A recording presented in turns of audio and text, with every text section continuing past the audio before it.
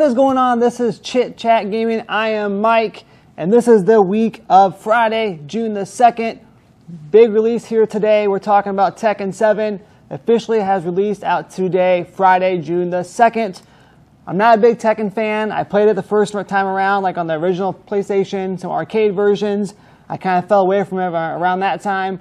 But again, Tekken 7 is out if you're interested in that. Really quick here, just want to go over a quick plug. If you want to see more footage of myself and Chit Chat Gaming, other than what you see here in the studio, you can check us out at Chit Chat Gaming on YouTube. Just type it in and search it. You'll be able to see some footage I shot over this past weekend.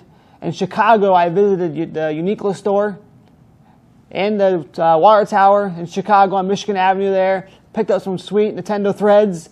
That's part of the Nintendo collection. As part of the Nintendo contest that Uniqlo had going on, where the top 10 winners got to actually have their shirts designed and sold inside the store. You can also pick them up online.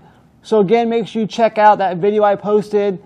I posted some other videos too regarding Nintendo's new online service. They released some information on that, as well as some other things. But definitely make sure you check out the Uniqlo video that I did from Chicago this past weekend. And to move on here, speaking of fighting games, last week I previewed Ultra Street Fighter 2, the final challenger for Nintendo Switch. I said I was going to come back next week and do a quick review and overview of the game itself, actually after having a week to play with it. And right off the bat, let's go ahead and kick it off. Just want to let you guys know that first of all, let's just address the elephant in the room, and that's the fact that this game is $40, $39.99. So everybody's asking me, is this game worth 40 bucks? Well, right away here, I can tell you one thing. If you are a fighting game fan, if you're a 2D fighter fan, and you're a Street Fighter fan, then it's definitely going to be worth the 40 bucks no matter what. So I fall in the category of all those things. So for me, it was definitely worth the pickup. So, I mean, they did add some new stuff in here.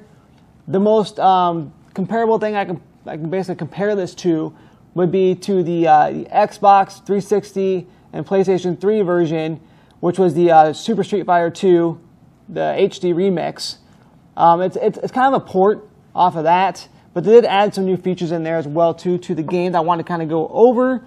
Right when you open up the game, right when you launch the game, the first thing you're going to notice is when you go to the options, you have the option to be able to change the theme, which is like the background of the actual title menu, and the options, which is another unique feature that they add into the game that they didn't have to, but they did. Another thing you can do too with this game is you can actually go in there and you can customize between the new style of the game and the old style of the game, as well as as far as the sounds go as well too. So you can have you can mix it up. So you can have the new style with the old sound effects, or you can have the old style game with the new sound effects. Me personally, I like the new style. I'm starting to get used to it. I'm always going to be a big fan of the Street Fighter series and the way it looked. But this new style they had, which is like I mentioned, it's a port from basically the 360 version. It does look good, and it's much better with the original sounds as well, too, in my personal opinion. That's just how I prefer it. So that's kind of cool. That's another add-on they added to this game here. Right away, you got your basic arcade mode, which is something that Street Fighter 5 didn't have, but you have it in this one for sure. Basically, it's where you're going to play, beat several different characters, and then at the very end, you get a little ending cinematic story for that particular character. Another thing you're going to have as well, too, is you have the classic characters in the game. You have all the classic characters, but this time around, they add in Violent Ken and Evil Ryu to the game, to Street Fighter 2 this time around. And I guess you can pretty much say that Akuma's a new character as well, too, to the Street Fighter 2 series anyways. So again, you're getting two new characters. I love playing as Violent Ken. So you get both those guys as well, too, in this game. You got the basic versus mode, which is your 1v1, your player versus player. So you get all that in there as well too. Again, something else that Street Fighter 5 didn't have, which is just a basic one player versus computer match. You got something called the buddy mode. What that is, it's basically going to be two people against one. So you got like myself and another player could take on the CPU, or I can team up with the CPU partner and take on the CPU opponent. So it's kind of a nice little feature they add in there as well. For me, I've been getting the most use, definitely 100% out of the online. I've had so much fun with the online in this game, it's ridiculous. You got rank mode, you got the casual mode. For me, I went in there with Violent Kin and I tore it up. So I'm just going to say that right now, I tore it up. But yes, the online play is so good. I haven't had any major lag. I had a little bit here and there with somebody else. It could have been my lag. I think it was their lag for sure because I had no issues before. So I did have a little bit of problem with that, but other than that, it ran flawlessly. The matchmaking is perfect. I'm in which is another thing. I was in the training mode.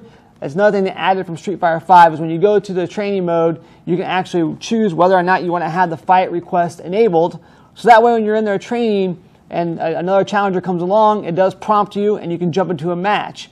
It's really crazy because as soon as you get into training mode, you don't have much time to really train because right away you're automatically jumping into a fight, which is good, but it's bad because you kind of want to train as well too. So if you want to train, just take that. You can easily take that. You can disable that fight request mode. A new mode they added to this game that's getting a lot of heat is the Way of the Hado. For me, I don't really care for it. It's kind of it's gimmicky. You basically use both the Joy-Cons, to throw your Hadoukens. So, I mean, you just go like this, you put them like this, you just literally go like that to shoot them. And then you can use it to uppercut. And then if you want to do the Hurricane Spin Kick, you just go like this to do that.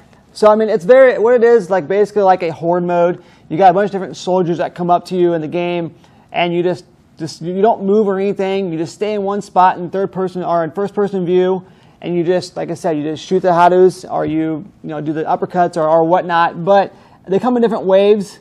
They get harder as time progresses. But again, though, it was a lot of fun to play that. I wouldn't say it's definitely the high point of the game. It's an added feature. Did it need to be in there? Not really. But they threw it in there, and again, it's just another feature they added to the game. I don't see myself sitting there for hours and hours playing that mode. It's just nice to jump into every once in a while when you get tired of playing online or you get tired of just playing arcade or against somebody else. This is a nice little feature you can use and definitely take control and use the motion controls as well, too. You got a color editor, which is something that's really fun. I've been definitely using that a lot. I created a blue Ryu. I created a blue Ryu, put like a yellow costume on him, did his headband. You have 3 different attributes you can change around. Like I said, the skin color, the skin tone, the actual outfit, and then like the headband or their hair. You can change that around, but you can customize several different characters, and you can save those, and you can use them online or in the story mode or against other players as well too. So that's just something else they kind of added. It's a lot of fun. I know it sounds very basic, but it's just one of those things that it's fun when you actually get in there and kind of start messing around with it. I created a Blanca Kin the other day, or a Hulk Kin. So it was a lot of fun to mess around with that and kind of change it up and kind of see when you go online. It's even more fun to see everybody's creativity on how they created and customized their characters. Another cool thing that they added to this game, which definitely takes use of the handheld and of the Switch in general, and that's going to be they added a 250-page little art book inside the game. So it's kind of cool because you can jump in there and you can like choose the different themes of the characters. So if you want to put like Ryu's theme on there as a classic theme or his new theme, you can listen to that in the background while you're kind of just going through this art book, which is amazing and beautiful, by the way. All the artwork in there is so cool, and there's so much of it as well too. But you can just skim through it, by hitting the left and the right button. But what's cool when you have it on the portable, on the tablet mode, is you can actually pinch and zoom to take a look at some of those if you choose to do that. If you want to go in a little closer and look at them, you can choose to do that. So that's definitely one thing that takes advantage of the portable mode. The tablet mode is by using the art book. But again, it's just another feature they added in there to kind of give people something else to do. So with that being said, like I mentioned, the online mode is kind of where it's at. There's not much replay value. It's a fighting game, so you do have replay value with one player versus another player if you have a buddy you want to play with. But the meat of this game is the online. in my personal opinion. Jumping online and playing all the different fighters from all around the world is so much fun.